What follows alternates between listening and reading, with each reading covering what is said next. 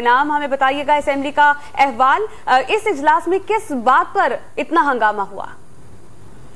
जी बिल्कुल समिया, बुनियादी तौर पर असेंबली इजलास के दौरान फैजाबाद धरने से मुतालिक पाकिस्तान पीपल्स पार्टी की शाजिया मीरी ऐवान में इजहार ख्याल कर रही थी कि इस दौरान शाजिया मरी ने कुछ ऐसे अल्फाज इस्तेमाल किए जिस पर वजीर ममलिकत बराए पार्लिमानी उमूर अली मोहम्मद खान ने एतराज किया और उन्होंने कहा कि इस तरह के अल्फाज कौमियतों के हवाले से इस्तेमाल नहीं करने चाहिए, जिस पर शाजिया मरी ने उसकी माजरत भी की। ताहम इस दौरान पाकिस्तान तहरीक इंसाफ के एक रुकन सरदार महमूद लगारी और दूसरी तरफ पाकिस्तान पीपल्स पार्टी के रुकन रफीउल्लाह आपस में सख्त जुमलों का तबादला कर रहे थे कि अचानक पाकिस्तान पीपल्स पार्टी के रुकन कौमी असेंबली रफीउल्लाह अपनी नशिस्त से उठे और वो पाकिस्तान तहरीक इंसाफ के सरदार महमूद लगारी की सीट की तरफ बढ़े। इस दौरान उनको रोका भी गया, ताहम वो कुछ ही फासले पर थे, अगर वो पहुंच जाते तो हाथापाई का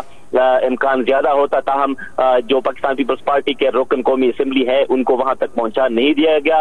इस दौरान कौमी असेंबली के स्पीकर असद कैसर ने हिदायत की सिक्योरिटी को, जहां पर सर्जन इंचार्ज होता है कौमी असेंबली में जो सिक्योरिटी के फराइज अंजाम देता है, उनको हिदायत की कि दोनों अराकीन को फिलफौर ऐवान से निकालें। ताहम फिर भी दोनों के जज्बात ठंडे नहीं हुए थे, एक दूसरे के लिए सख्त अल्फाज का इस्तेमाल किया गया कि इस दौरान स्पीकर असद कैसर ने कौमी असेंबली का इजलास मंगल तक मुलतवी कर दिया था, सिर्फ इसलिए ताकि जो दोनों अराकीन है उसके दरमियान कोई मुज़ाकरात हो जाए और उनके गुस्से को किसी तरह ठंडा किया जाए। ताहम इस वक्त कौमी असेंबली का इजलास जो है वो मुलतवी कर दिया गया है कल के लिए।